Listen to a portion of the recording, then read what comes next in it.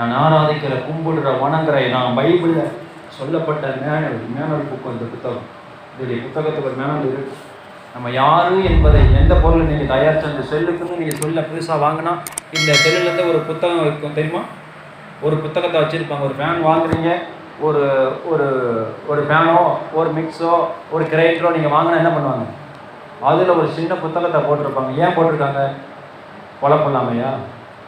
எதுக்கு போடுறாங்க? ஒரு செல்லு வாங்குறீங்கன்னா செல்லில் ஒரு மேனுவல் கவர், ஒரு புத்தகம் போடுறாங்களே, எதுக்கு?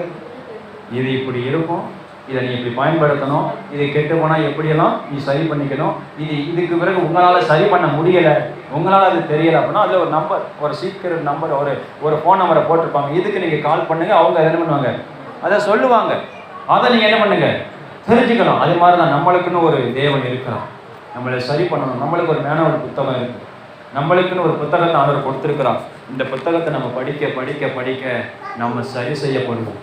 இந்த பைபிளை படிக்க படிக்க நம்ம ஆசீர்வாதத்தை பெற்றுக்கொள்ளுவோம். இந்த பைபிளை படிக்க படிக்க நம்ம மேன்மைப்படுத்தப்படுவோம். சந்ததிகளும் தலைமுறைகளும் காசு, பணம், பொருள், ஆஸ்தி, அந்தஸ்து, எல்லாம், சரீர சுக பலம் எல்லாம் நம்மளை தேடி வரும். இதை படிங்க. மேனுவல் புத்தகம், இந்த புத்தகத்தை நீங்க படிங்க. 66 புத்தகத்தை நீங்க படிச்சு பாருங்க. நம்ம யாரு என்பதை வேதம் நம்மளுக்கு சொல்லும். நம்ம ஆராதிக்கிற தேவன் எப்படிப்பட்டவர் என்று வேதம் சொல்லுவோம். இதை நீங்க படிக்கணும் ஒவ்வொரு நாளும். ஆராதிக்கிற தேவன் சர்வ வல்லமையுள்ள தேவன் அவர். ஆமென். அல்லேலூயா, அல்லேலூயா. நீங்க தேவனை சாதாரணமா இடப்படாதீங்க. சாதாரணமா இடப்படக்கூடாது.